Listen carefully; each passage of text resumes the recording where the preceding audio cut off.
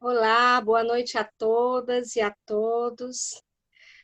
Nós estamos aqui hoje numa conversa muito especial com a Carla Pavão, que é uma grande amiga dos coletivos, né? Dos coletivos espíritas, dos coletivos progressistas, vem atuando principalmente no Paz e Bem, que é um programa da TV 247, e também vem atuando fortemente no Sejus e vários outros coletivos progressistas.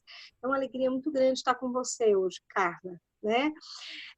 E está aqui no Mulheres em Tempos Sombrios, né? Eu queria te dizer um pouco sobre o que é esse projeto, para quem está nos assistindo também, e daí a gente começar a nossa conversa. O Mulheres em Tempos Sombrios surgiu de uma inspiração de um livro de uma filósofa judia, Hannah Arendt, que escreveu uma obra chamada Homens em Tempos Sombrios. Apesar da obra se chamar Homens em Tempos Sombrios, ela só traz uma mulher na obra, realmente os outros são homens, né? E ela fez vários ensaios biográficos de pessoas que, na época, que era uma época muito difícil para a humanidade, foi uma época de ascensão do nazismo, da Segunda Guerra, nesse período também entre guerras, entre Primeira e Segunda Guerra, e ela coletou várias trajetórias de pessoas que marcaram aquele tempo como feixes de luz, pessoas que puderam fazer diferença, que tiveram posições, que demarcaram posições nesse tempo. Hannah Arendt fala de Walter Benjamin, fala do Papa João XXIII, fala de Rosa Luxemburgo, enfim, de várias personalidades. E aí, quando eu comecei E eu sou uma leitora de Hannah Arendt, né? Tem uma aproximação intelectual, né, com Hannah Arendt, e quando eu reli essa obra, eu disse, puxa vida, eu podia pensar quem são as mulheres que nesse momento podem fazer a diferença no tempo em que a gente vive. Eu vi muitas semelhanças entre o tempo que a gente está vivendo hoje e o tempo que Hannah Arendt escreveu essa obra, né? E aí eu selecionei algumas mulheres, dentre elas você, Carla, né? Que eu acho que faz uma grande diferença no mundo, com a sua participação, com a sua ação, né? Com o seu olhar no mundo, sua visão espiritual do mundo. E por isso hoje a gente está aqui, né? Para fazer essa conversa e deixar aqui a sua marca, que é uma marca que pode inspirar, né? Tantas outras mulheres nesse tempo difícil que a gente está vivendo. Por isso eu começo te perguntando, que tempo é esse que a gente está vivendo? Como é o teu olhar sobre esse mundo atualmente? Legal. Gente, primeiramente queria cumprimentar a comunidade aí do Coletivo Girassóis, todo mundo que acompanha esse programa, a minha comunidade, a nossa, na verdade, comunidade no canal Paz e Bem, do Sejus, e todos aqueles que da Pós TV 247 que se encontram conosco aí nessa tentativa de, como sementes, né, espalharmos um pouquinho de luz. Não sei se eu sou digna de toda essa introdução, mas eu agradeço o convite.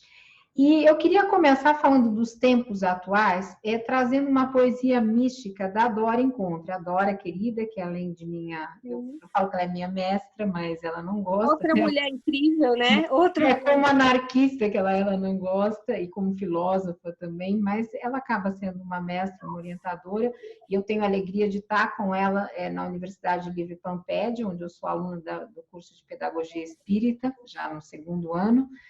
E ela tem algumas poesias místicas espíritas, porque ela tem feito isso, né, pelo espiritismo. Nós temos muitas poesias místicas em outras tradições espirituais, mas mulheres que despertam isso e que escrevem isso no espiritismo, pelo menos eu desconheço.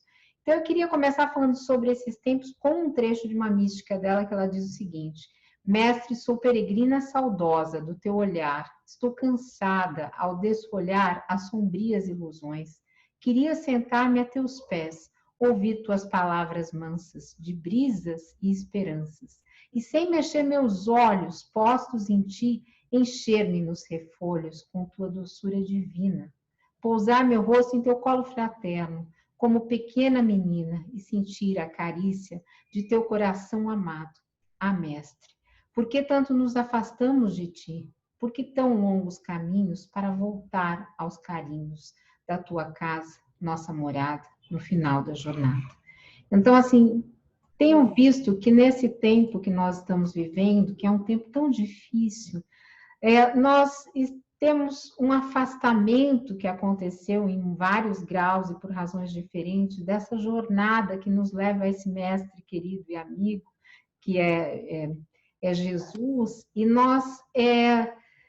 parece que nessa quarentena, né, muitos de nós estamos revendo isso, tendo essa oportunidade de nos olharmos, de construirmos de novo esse caminho para casa, esse caminho que pode ser de fraternidade ou de sororidade, mas que de alguma forma nos eleva para uma nova condição humanitária. Então, nós sabemos que as dificuldades são muitas, e grande parte das pessoas não tem a oportunidade de estarem abrigadas, cuidadas, de estarem sem fome, com mantimentos, recebendo condições dignas de viver, nós sabemos disso, e não estão sendo amparadas nas esferas das políticas públicas também, até para receber um dinheiro é uma dificuldade sem fim, recebe, mas não consegue sacar, não consegue, enfim, quando recebe.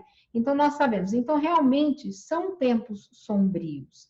Mas, quando nós temos esse olhar da espiritualidade, e acho que principalmente nós que somos espíritas e, portanto, acreditamos na reencarnação, que é um traço comum que nos une, dentro dos mais diversos coletivos que eu participo, nós temos ainda um lenitivo, né, em nossos corações, um acolhimento de saber que tudo isso realmente vai passar à luz da eternidade.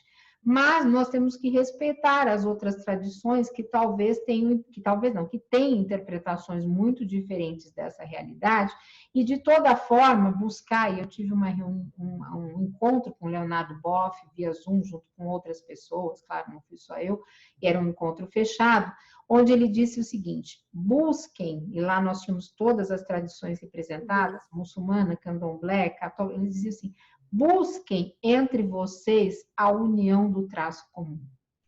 E isso marcou, faz um mês e pouco que isso aconteceu, marcou profundamente o meu coração, minha alma, porque realmente esses tempos sombrios, a gente consegue superar muita coisa deles buscando essa união comum, que é o que eu tenho visto as pessoas fazerem nas mais diversas formas, e essa também é uma iniciativa muito valorosa, nesse sentido de nós estarmos mais amparados, apesar dos tempos sombrios.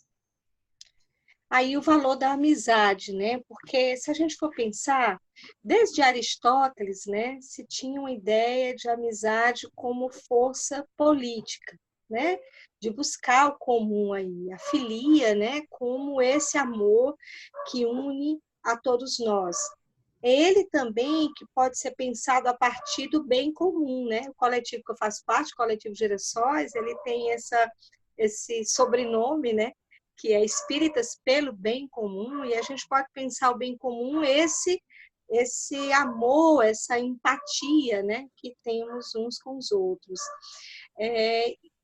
Quando a gente pensa, Carla, a partir dessa visão de bem comum ou de amizade, e aí pegando um pouco o mote dessa reunião que você teve, né, com outras, né, tradições espirituais e o Leonardo Boff, como é que você vê a força da espiritualidade nesse momento, né?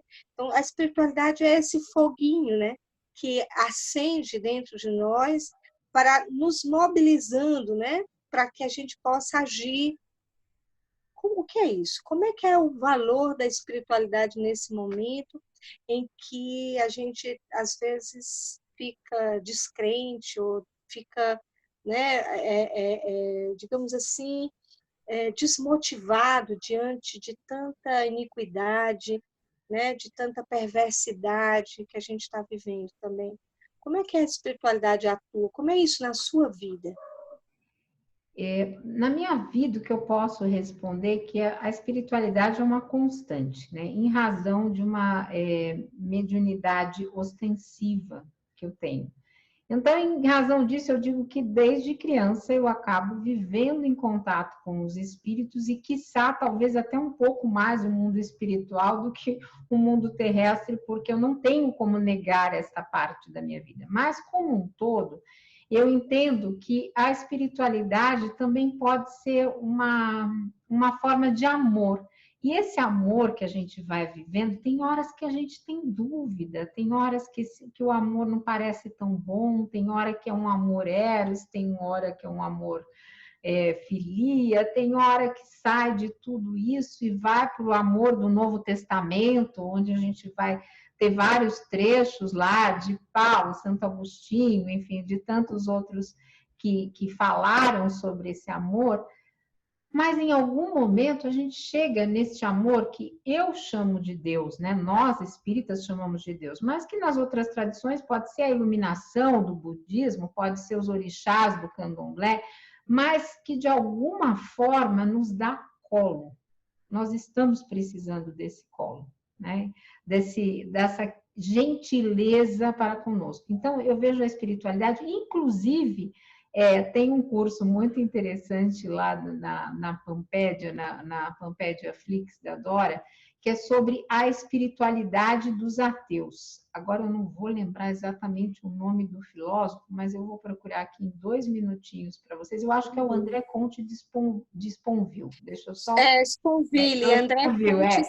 Que fala da espiritualidade dos ateus. E no canal Paz e Bem nós temos um grande número de ateus. Claro que isso não é um dado estatístico, porque nós nunca fizemos essa medição, mas nós sabemos que temos muitos ateus em busca também desta espiritualidade, sendo que eles já têm reconhecida uma espiritualidade por uma voz da filosofia como o Sponville. Mas o que me parece essencial é nós nos socorrermos daquilo que naquele momento pode nos tirar da angústia diária que vivemos. E, por exemplo, eu faço parte do grupo Filosofia em Movimento, tem um projeto que eu desenvolvo junto com a Fernanda Carlos Borges, ou melhor, ela desenvolve comigo, porque o projeto é dela, que se chama Mulheres e Mitos. Mulheres e Mitos vai ao ar toda sexta-feira às 17 horas, também pelo Paz e Bem.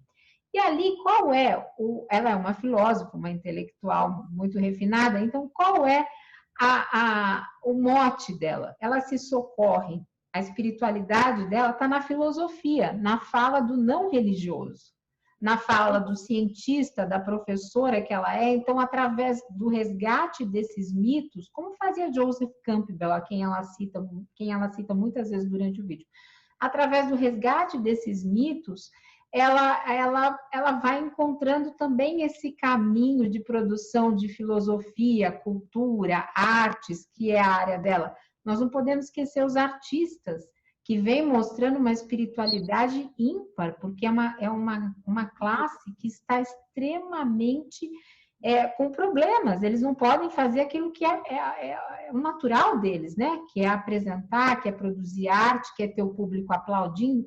Mas ontem mesmo eu estava seguindo a live eu adoro a Mônica Salmaço.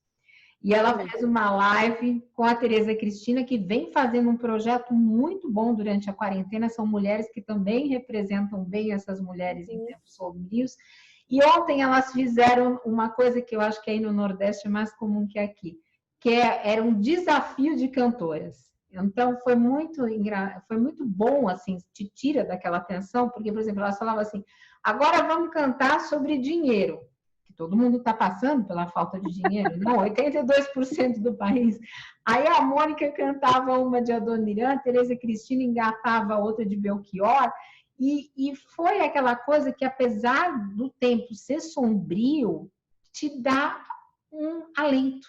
Você sai da live, sabe, dizendo, ok, estamos passando por todo esse período, essa dificuldade, e eu acho que isso também é espiritualidade.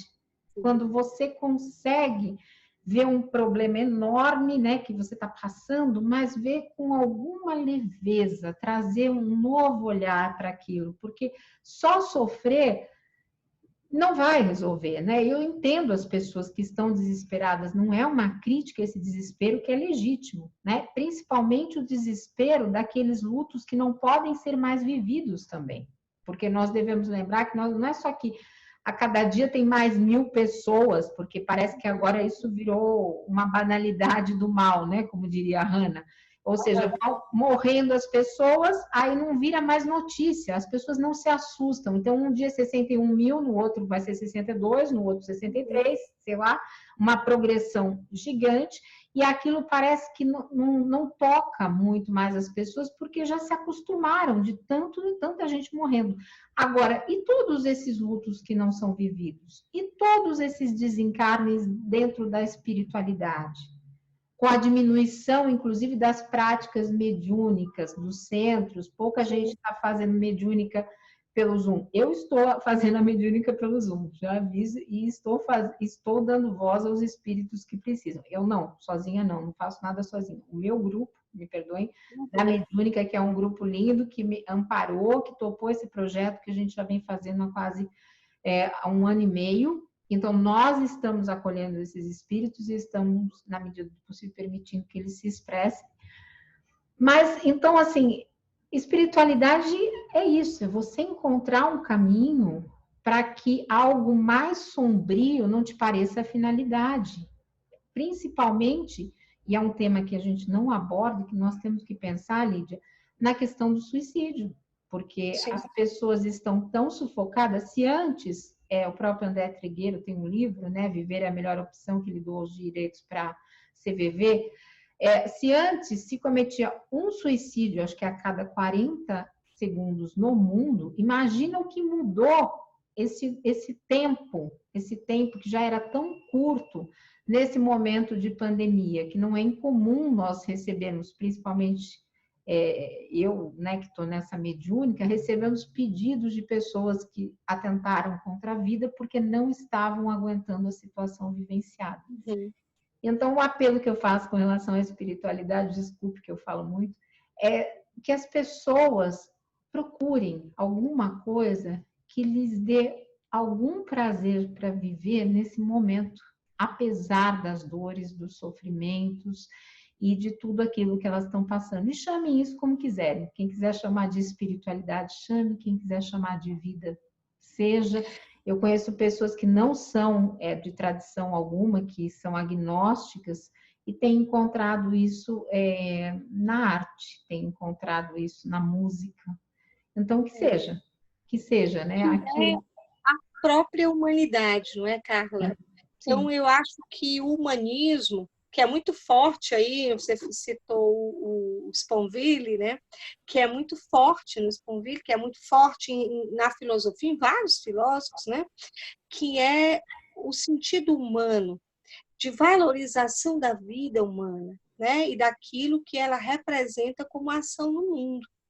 Daí a gente pode pensar que, quando a gente desenvolve a espiritualidade, há um componente, digamos assim, que nos faz nos ligar, porque eu acho que a espiritualidade não nos isola, ao contrário, nos coloca cada vez mais junto, né, uns com os outros, mas com este ser supremo, que a gente chama Deus, né, e que outras tradições vão ter também o seu próprio nome de dar, de dizer, né, deste ser que ordena o mundo. E aí eu fico pensando, que é o mote do nosso encontro hoje, é pensar as mulheres, né? E o que as mulheres podem fazer nesse momento, né? Como é que você está vendo a atuação das mulheres? Eu vivo catando história, né? Porque essa é a minha tarefa também, como socióloga, como antropóloga, mas também essa é a minha tarefa quando eu iniciei esse projeto. É ir catando boas histórias e boas ações no mundo. Como é que elas representam algo de diferente. Claro que aqui é para dar vozes a elas, né? Porque nós sabemos que existem homens e mulheres atuando nesse mundo de forma, enfim, dando luz para este mundo, né? Trazendo aí algo diferente para esse mundo.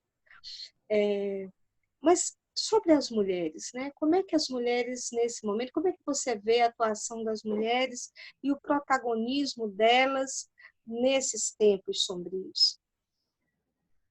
Eu tenho visto, eu já citei aqui, né, algumas mulheres, elas têm resistido bravamente. Agora, antes de me ater a tudo isso, porque eu citei, inclusive, eu tenho a Fernanda, que faz esse programa Mulheres e Mitos, a própria Dora, que estreou no canal, ela já tinha dado entrevista para mim no canal Paz e Bem, mas agora tenho Boas Palavras por Bom Dia e o Semeando Espiritualidade. Tenho olhado todas essas mulheres na rede, mulheres que às vezes não são tão famosas, mas que estão produzindo conteúdo sobre esse momento, e isso tem sido muito importante para nos dar voz. Mas eu queria falar principalmente daquelas mulheres que estão resistindo a tempos mais sombrios ainda, que estão enfrentando a violência doméstica dentro de casa.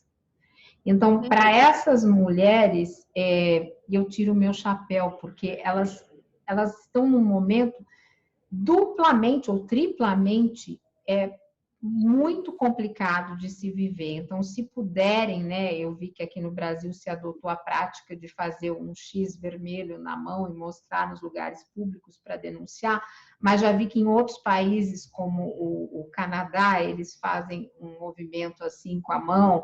Enfim, façam aquilo que for possível, mas tentem sair dessa situação. Mas, de todas as formas, nós sabemos que a mulher periférica, muitas vezes, além de enfrentar essa violência, mas essa violência está em todas as camadas sociais, não é restrito à mulher periférica, muito pelo contrário, né? Nós sabemos que é muito disfarçada em outras classes, inclusive a classe média, que eu faço parte, mas que essas mulheres realmente coloquem o seu protagonismo, a sua resistência cada vez mais à frente de tudo isso, porque nós batalhamos, nós criamos filhos em condições mais adversas, nós resistimos ao patriarcado que está aí nos oprimindo tantos anos e que não era assim. E, curiosamente, no Mulheres e Mitos dessa semana, nós falamos sobre o mito de Nanã.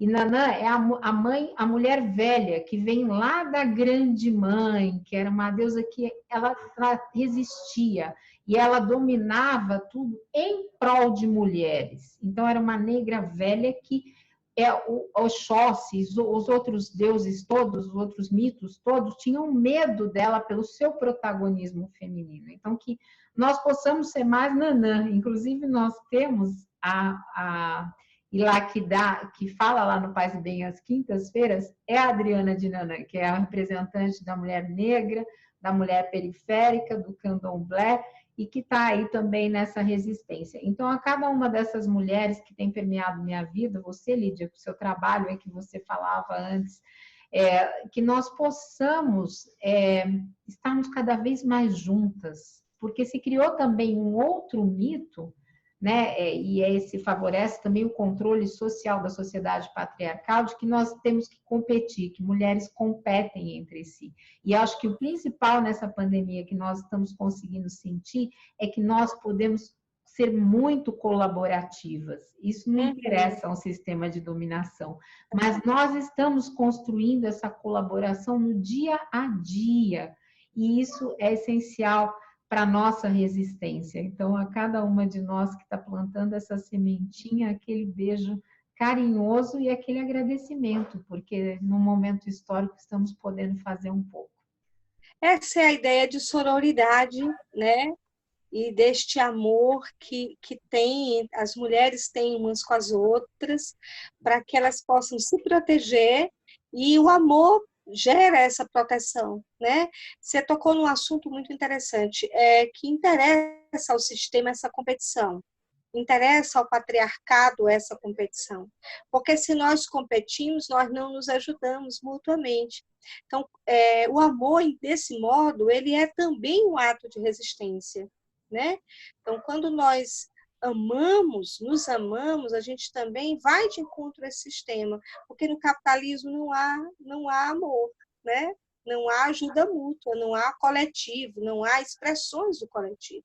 Então, durante muito tempo, eu participei durante muito tempo dos movimentos sociais, os movimentos sociais deixaram de lado as expressões do afeto.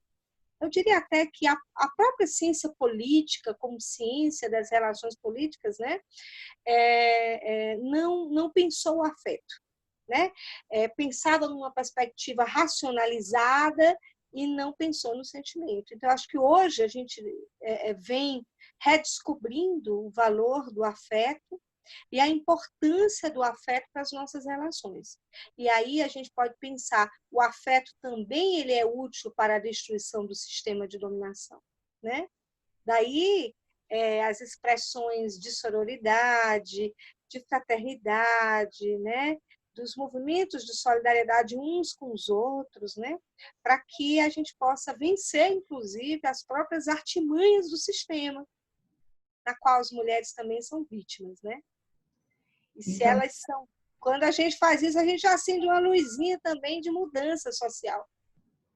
isso é muito legal. Agora eu queria pedir licença e queria te fazer uma provocação, porque é o seguinte, nós tivemos uma teóloga lá no canal Paz e Bem, que ela se chama Maria Clara Wingemer. E eu comprei esse livro por conta dessa nosso bate-papo, que é um livro que fala Mulheres de Palavra. Então, ele vai trazer textos que foram construídos a partir de um evento grande na PUC, de Adélia Prato, da Hannah Arendt, Cecília Meirelles, Simone Weil e Teresa Dávila. Mas eu peguei um trecho aqui, que eu não tenho ainda uma opinião formada, mas que é de esses textos normalmente são 4 textos de cada uma das mulheres e um deles tem que ser de mulher. Mas eu peguei um de um homem que se chama Francisco Ortega e ele vai dizer o seguinte, ele vai dizer aqui o seguinte, ó, somente desenvolvendo novas formas de amor mundi no sentido arendtiano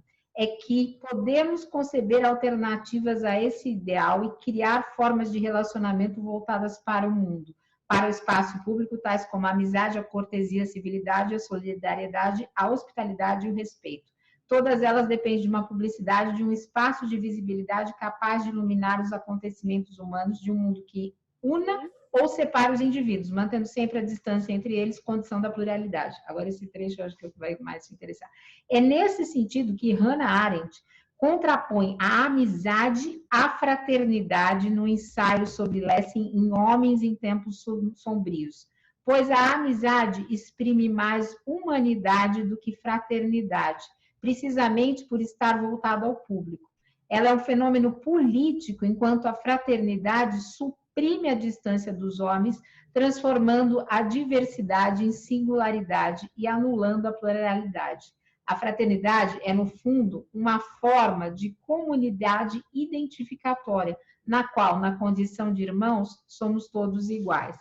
Então, ele vai trazer esse texto, depois ele vai discorrer, ele vai passar por Platão e tudo mais, mas ele vai dizer que, no fundo, a amizade acaba sendo um programa vazio se não existe a liberdade de quem é excluído do sistema. Então, que precisa de uma nova ética para a amizade e de uma construção que saia da mitologia familiar para a ideologia familiarista, né? Então, o que eu achei super interessante nesse texto?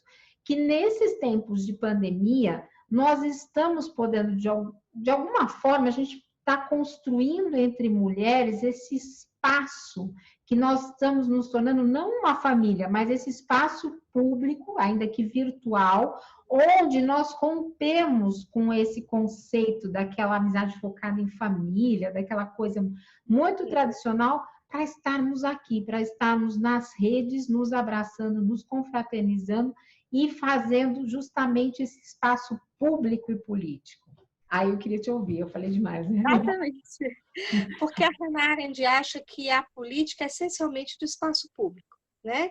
E porque só é possível essa relação dentro desse espaço público.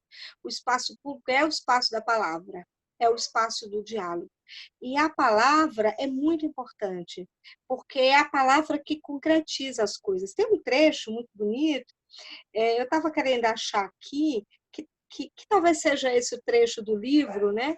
Que o autor aí falou, que ele diz assim, portanto, é-nos difícil entender a relevância política da amizade, quando, por exemplo, lemos em Aristóteles que a filia é a amizade entre os cidadãos. É um requisitos fundamentais para o bem-estar da cidade. Tentamos achar que ela se referia apenas à ausência de facções da guerra civil. Mas, para os gregos, a essência da amizade consistia no discurso. Sustentavam que apenas o intercâmbio constante de conversas unia os cidadãos na polis. Que é isso que a gente está fazendo agora. É isso que a gente precisa fazer. Eu estava me lembrando agora de um outro debate que eu fui, que era um debate sobre, me lembro agora, era de um outro coletivo que não era espírita, mas eu fui lá representando o coletivo Girassóis, e era alguém colocou lá que o que importava, uma das saídas que a gente tinha era voltar aos círculos de debate antigos, círculos de cultura, enfim, reuniões de quarteirão, gente que pudesse conversar, bater papo, né? Então, eu acho que é disso aqui que fala, que é uma experiência grega, e é importante lembrar que essa experiência grega é uma experiência marcada pelaquele tempo, pelaquela história. É importante dizer que não passou, que isso foi um tempo, mas é um tempo na humanidade que deve ser rebuscado aí, né? Que deve ser visto. Ele é icônico, porque ele é para nós um elemento que a gente pode voltar. E aí Hannah Arendt vai falar, a Hannah Arendt é a filósofa da palavra e do discurso, ela só há política na palavra. Por isso a gente fica tão indignado com com a forma como os agentes desse governo que está aí fala, porque ele destrói pela palavra, né? Então, assim, as palavras são odiosas, as palavras, né? Elas têm uma força destrutiva grande, né? E a gente às vezes fica replicando essas palavras. Eu sempre digo para meus amigos, gente, vamos parar de replicar essas palavras e vamos fazer um contradiscurso, né? Porque nesse momento a gente precisa encontrar também qual é o nosso momento. Então, Hannah Arendt é essa filósofa. E aí, eu quero citar ainda um outro trecho, que ela diz assim, no discurso tornavam-se manifestas a importância política da amizade e a qualidade humana própria a ela, porque a amizade não era relacionada ao campo da esfera privada, não. Meus amigos, aqueles que frequentam a minha casa, não. É amizade numa perspectiva da própria cidadania, da ação solidária uns com os outros, portanto, dessa vinculação que ocorre dentro do espaço público. Então, é nessa vinculação que era possível fazer o próprio exercício da cidadania, né? É claro que haviam muitas contradições no mundo grego, e inclusive Hannah Arendt é um pouco criticada por isso, porque ela ao retomar toda essa experiência grega e dessa marca política, ela não dá ênfase nas próprias contradições. Por exemplo, entre os cidadãos não estavam as mulheres, não estavam os escravos. E aí eu fui ler Leon Denis outro dia, e Leon Denis, num livro chamado meu Deus, agora esqueci o nome dele, acho que é O Progresso, e ele lembra disso, que como essa experiência também é dotada de contradições, mas que ela também tem o seu valor como experiência humana e que muita coisa se passa, porque ele não vê a história de modo linear, né? Quer dizer, a história não é linear, ela é de fato cíclica, mas a gente precisa entender que algumas coisas que ocorreram ao longo da trajetória da humanidade pode ser importante para que a gente retome como experiência humana civilizatória, né? Para que a gente não faça regressos, digamos assim, civilizatórios, que a gente pense também em marcos civilizatórios, e daí a gente pense o progresso humano, né? E nós espíritas acreditamos nisso, que nós estamos progredindo. E a ideia de progresso é uma ideia, de fato, de construção humana, de aprimoramento da própria humanidade enquanto civilização, né? E aí eu vejo muita convergência disso com Hannah Arendt. E essa ideia de amor mundi é muito interessante, porque é numa perspectiva universalista, né? Isto é, de um amor universal, que é o amor do Cristo, né? É muito bonita. Mas já que você citou Hannah e os gregos, né? E a gente tem lá Sócrates e Platão como os precursores do espiritismo, segundo o próprio Allan Kardec, eu queria contar aqui um trecho da história que a Diotima, no banquete, vai falar sobre a origem do amor, porque isso está num artigo de uma pessoa que se chama Elton Moreira Quadros. Mas eu acho muito bonito, porque ela fala assim, olha, o relato da Diotima, porque eu adoro a Diotima, porque é a figura feminina que o Platão colocou no banquete, né? Então ele diz assim, olha, quando nasceu Afrodite, banqueteavam-se os deuses, e entre os demais se encontrava também o filho de Prudência, Recurso. Depois que acabaram de jantar, veio para esmolar do festim a pobreza, e ficou pela porta. Ora, Recurso, embriagado com o néctar, pois vinho ainda não havia, penetrou o jardim de Zeus e pesado adormeceu. Pobreza, então, tramando em sua falta de recurso, engendrar um filho de recurso, deita-se ao seu lado e pronto, concebe o amor. Eis porque ficou companheiro e servo de Afrodite, o amor gerado em seu natalício.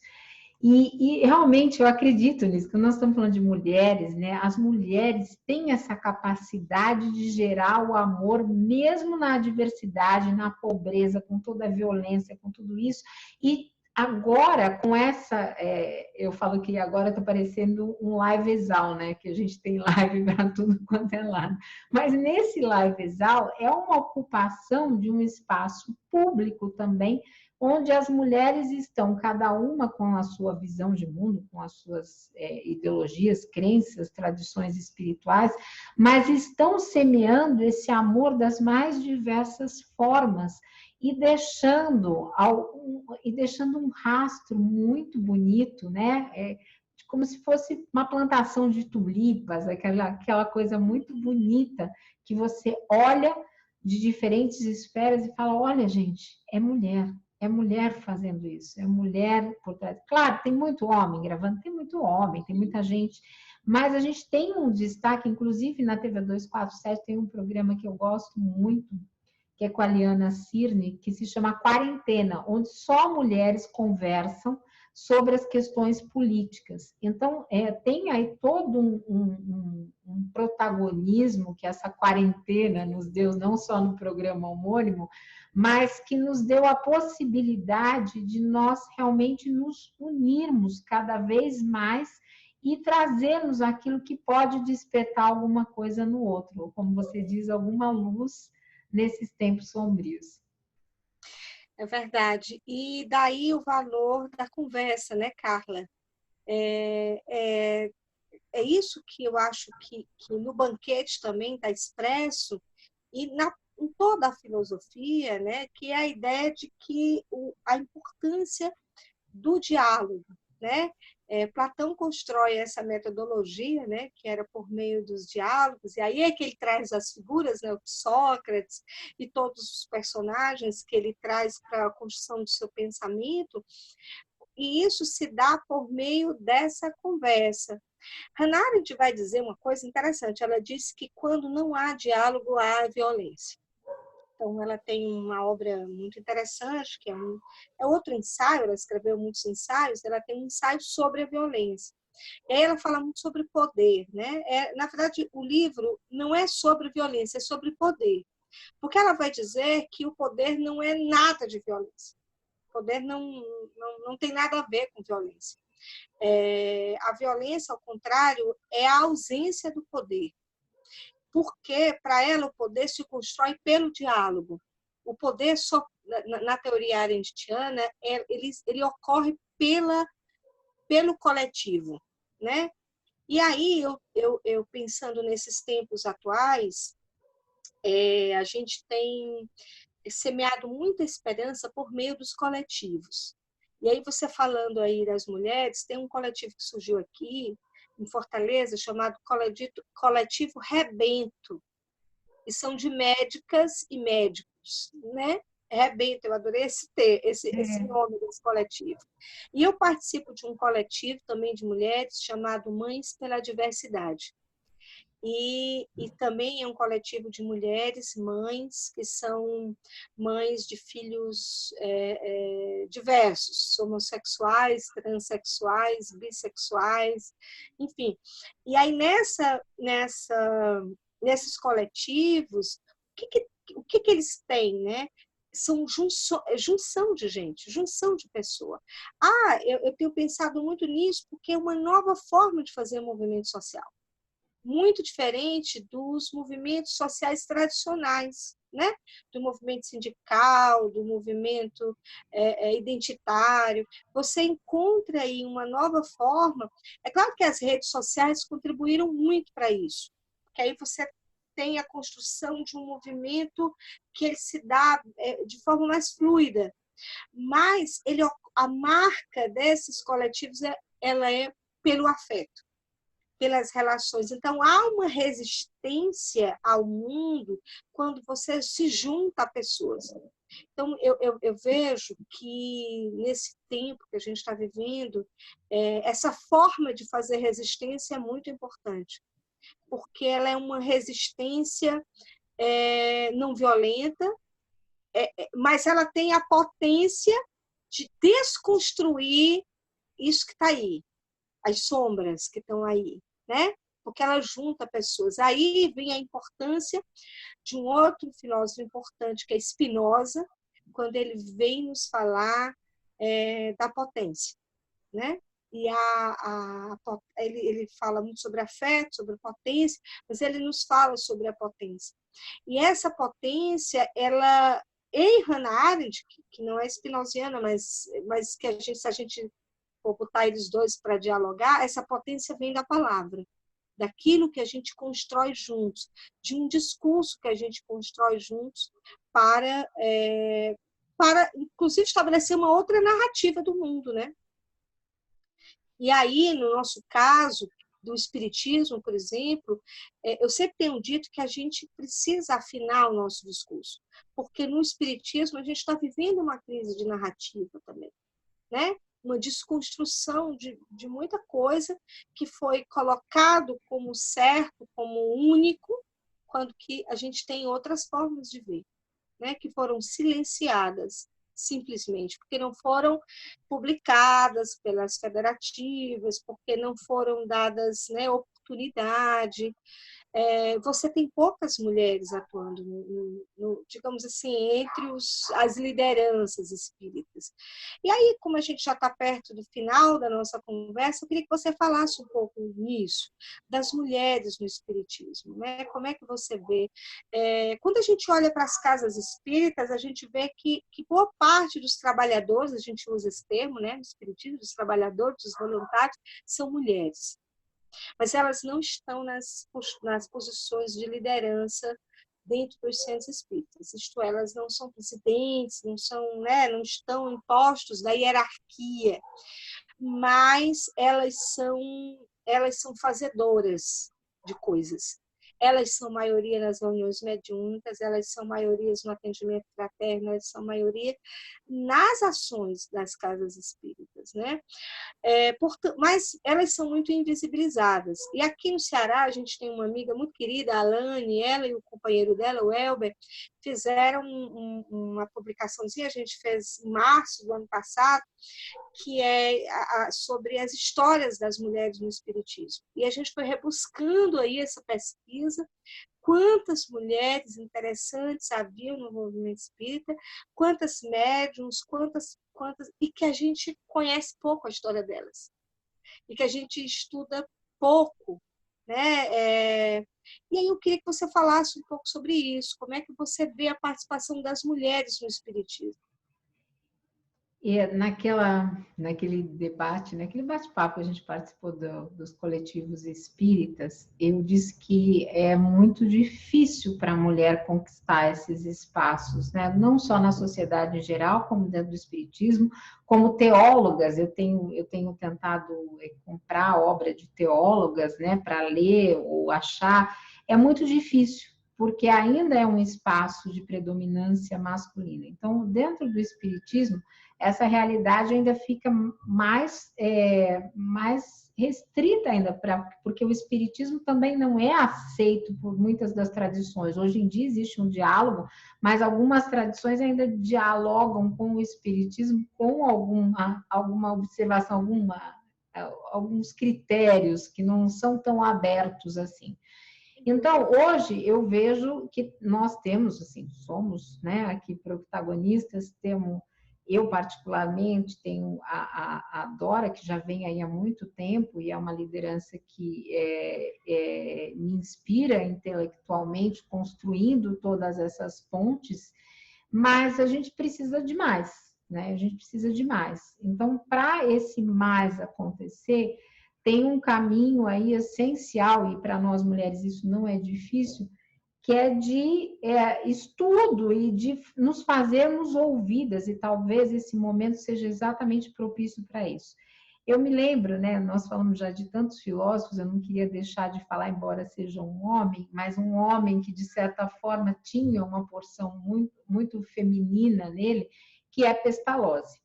Né? Pestalozzi, que é mais conhecido como professor, né, o mestre de Allan Kardec, mas ele tem uma obra que se chama Leonardo e Gertrudes, ou Gertrudes para nós, onde Gertrudes era o símbolo dessas mulheres que nós vemos hoje aí resistindo, inclusive essas como nós que estão construindo esse novo caminho.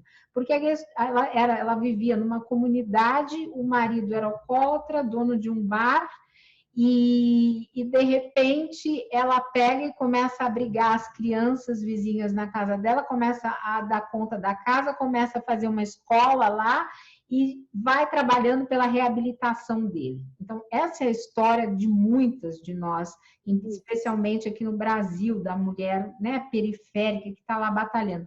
E eu acho que essa batalha de nós chegarmos a novos postos, ela é muito parecida com esse ciclo que a gente tem que romper da Gertrudes e tantas outras.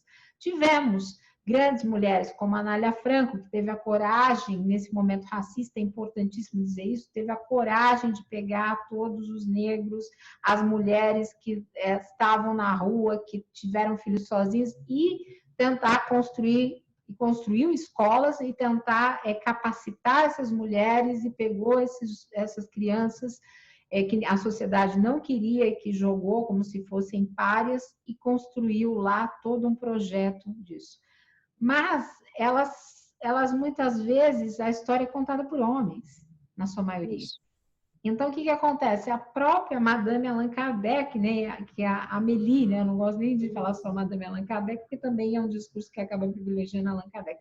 Mas a própria Amélie, tem pouca coisa que se conhece da Amélie, ela foi fundamental para Kardec poder seguir na tarefa do espiritismo. Então, eu acho que esse é um caminho que nós estamos trilhando aos poucos, mas que é importante que os homens também se conscientizem e abram esses passos para a gente. O grupo que eu estou de filosofia, eles fizeram, ainda não assisti tudo, eles fazem o que a gente chama de barraco filosófico, que é um projeto que também vai para as ruas para filosofar nas ruas. E eles fizeram justamente sobre homens discutindo a masculinidade. Foi lançado hoje, eu acho, esse barraco. Ou está prestes a ser lançado no canal Filosofia em Movimento. Então, esses homens que já estão se predispondo a discutir uma nova masculinidade que podem também nos ajudar nesse movimento. Agora, essa nova masculinidade, ela tem que ser discutida também nas outras esferas, na esfera das tradições espirituais. Nós temos, por exemplo, a Monja Coen, que é um sucesso aí das redes, o seu canal é muito bem visto. Mas nós multiplicar essa voz, né? E nós só podemos multiplicar essas vozes todas se esses homens se dispuserem a ter um novo olhar, porque o machismo permeia também este mundo da espiritualidade. A começar pelas obras que já é difícil achar obra. E eu sei que tem mulheres produzindo teologia, aí a própria Bigemer, que eu citei aqui, a Maria Cláudia é uma, e produzindo muito material, a Dora tem mais de 40 livros publicados, então, assim, tem mulheres fazendo muito, mas o mundo precisa também permitir que nós possamos chegar nesses lugares de fala, de voz. Quando eu aceitei o convite do Paz e Bem, foi logo que o Mauro lançou o canal, eu fui a primeira protagonista aí para o canal, então só tínhamos eu e o Mauro no canal. O Espiritismo, justamente, eu nem me sentia tão pronta para estrear nenhum programa. O primeiro programa que estreou lá foi o Caminhos do Espiritismo. Mas eu sentia que nós precisávamos levar isso para outras áreas. Nós precisávamos sair. Isso já vai fazer, daqui a pouco vai fazer 2 anos que tem o canal. Nós precisávamos sair daquela esfera de casa espírita ou de falar em ambientes mais físicos para falar em outros lugares. Então, foi meio que no susto a estreia, mas foi. Né? E estamos aí. Depois, quando eu aceitei também fazer o Paz e Bem, também foi meio no susto. Eu não tinha muito conteúdo para esse diálogo interreligioso, porque eu não tinha estudado isso. Né? Agora que eu estou galgando esse degrauzinho de estudar a teologia plural e fazer esse diálogo, que é uma das coisas que Kardec já dizia que o Espiritismo se destinava a esse diálogo interreligioso, filosófico constante, mas que dentro do Espiritismo, que hoje em dia é praticado no Brasil no movimento tradicional, não acontece. Então, se nós, no progressista, dentro do progressismo, já temos limites, já não temos que avançar fazendo um movimento, né, de esforço. Imagine nas casas tradicionais. Claro, chega uma ou outra presidência ou a uma diretoria, mas acabam sendo subordinadas a outros tantos que impõem um olhar, muitas vezes, muito masculino, muito machista. Então, para isso, é fundamental que as mulheres tenham consciência de como estão vivendo, tenho consciência dessas construções todas que existem. E aí que entra um pouco do Mulheres e Mitos, que é justamente uma tentativa de refletir sobre a realidade que as mulheres, sobre essa realidade que as mulheres vivem, a partir de todos os mitos que existem aí. E o registro disso, né, Carla? Porque quando a gente isso fica na memória também, que é a memória coletiva do que está se produzindo, né? E aí, daqui a alguns anos, por exemplo, nós dissemos aqui, tantas mulheres fazem muitas coisas. E elas são anônimas, então a gente diz assim, são mulheres anônimas, mas elas têm uma ação no mundo em que elas são reconhecidas no grupo em que elas fazem parte, na comunidade em que elas fazem parte. Mas aí a gente conta essa história para as novas gerações. A gente resgata a memória dessas mulheres. Isso é muito importante, né? E quando a gente resgata isso, a gente valoriza a vida dessas pessoas e deixa esse legado para as gerações seguintes. Eu acho que isso que é importante nessas lives todas que a gente está fazendo, essas conversas, essas coisas. E aí eu estava pensando nisso, bom, a gente vai criar no mínimo um grande acervo sobre isso que a gente está vivendo. Precisamos documentar, né? Precisamos documentar em forma de livros, registrado, né? Documentários, né? Temos que ter alguém aí que faça esse trabalho aí de pegar tudo isso, coletar e fazer algum tipo de documento para a posteridade, né? Nós vamos ficar com os vídeos gravados, mas seria bom ter isso em outras esferas para que... Eu tenho um livro aqui de um historiador, na verdade, ele é um arquiteto e acabou fazendo história do Império. Ele também é espírita, agora eu não vou me lembrar o nome dele exatamente, mas chama Mulheres do Brasil. Então, o que ele foi? Ele foi recolhendo histórias de todas, inclusive ele cita a Nália Franco, todas as mulheres do Brasil na época do Império. Então, ele vai pesquisando a Europa, eu vou lembrar daqui a pouco o nome dele.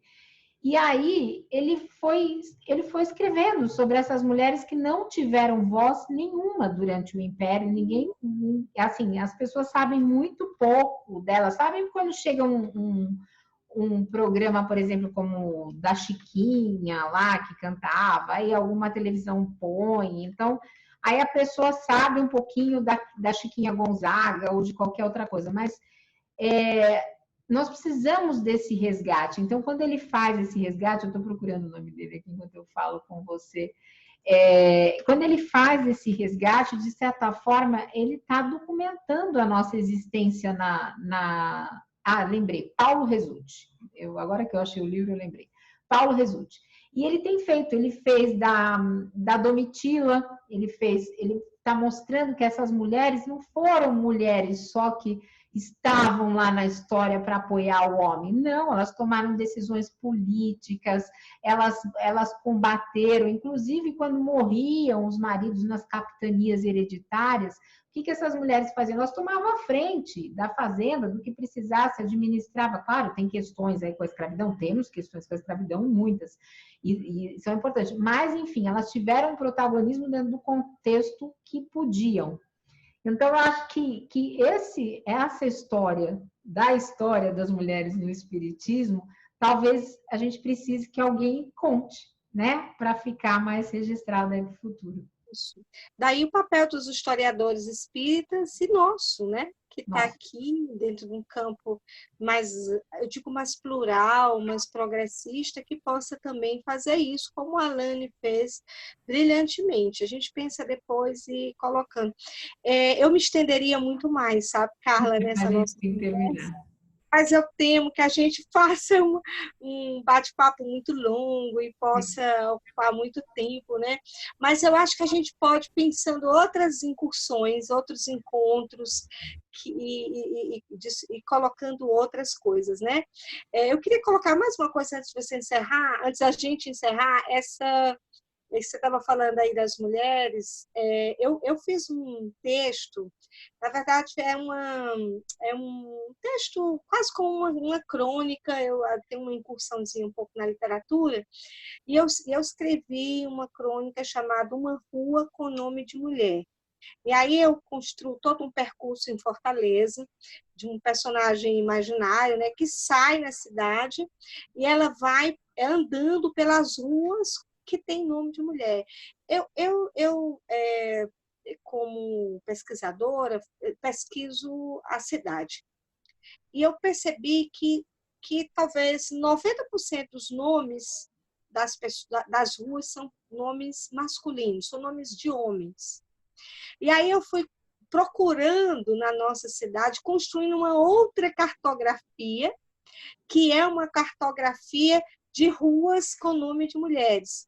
E aí eu fui vendo Juvita Feitosa, que era uma mulher daqui do Ceará, que foi para a guerra, vestida de homem, inclusive, Francisca Clotilde, Anita Garibaldi. Aí eu fui procurando essas ruas, que são nomes de ruas aqui, né? Bárbara de Alencar, que é uma rua importantíssima em Fortaleza, cruza parte né, liga a Aldeota e o centro da cidade. Então eu fui procurando essas ruas, tentando encontrar a memória dessas mulheres que estão, mas elas são poucas. A maioria das nossas ruas são de nomes de homens e de nomes dos nossos opressores.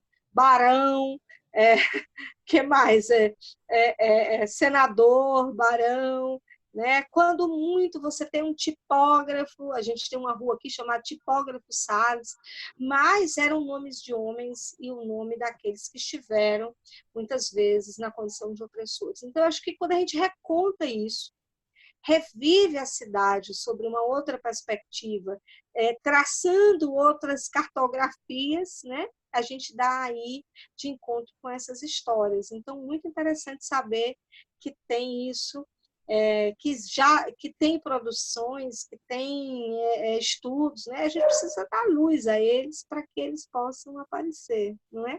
Eu vou estar te devendo, mas eu tenho um livro, eu tenho uma livraria alternativa no Rio de Janeiro, no centro, que se chama Folha Seca, e eu encontrei uma autora dentro dessa livraria, ela me presenteou com o livro dela, vou ficar devendo o nome que eu tenho que procurar aqui na minha estante, que ela faz esse mapeamento também urbanístico das ruas e dos marcos através de atrizes e mulheres que foram importantes para o Rio de Janeiro, e ela lançou um livro. Na próxima vez que a gente conversar, eu vou procurar o livro aqui na minha estante. Eu quero depois eu vou testar essas figurinhas bibliográficas todas que a gente trocou hoje aqui, viu? Muito, muito legal.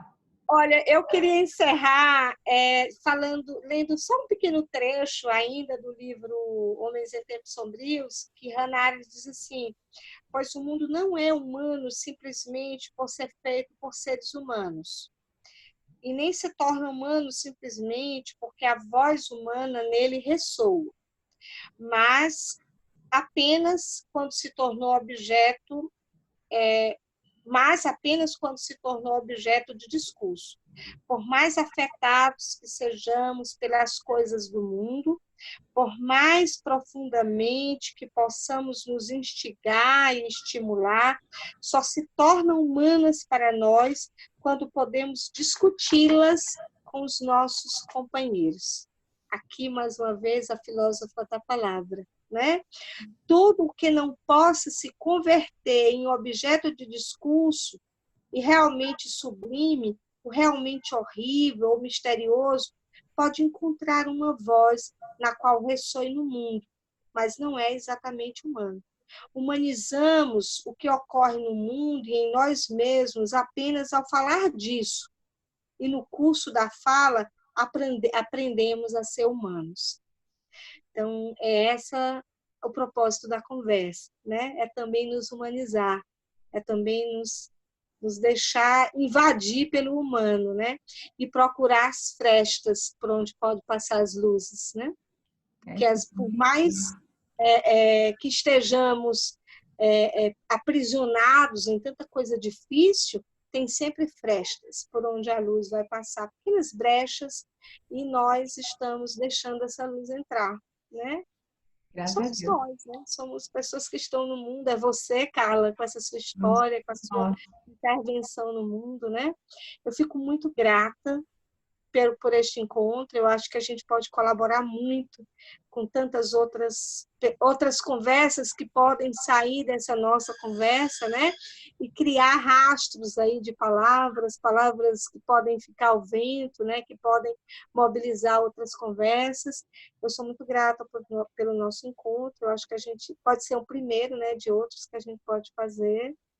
E lhe desejar muita luz na sua trajetória como filósofa, como ativista, como espírita, como médium, né?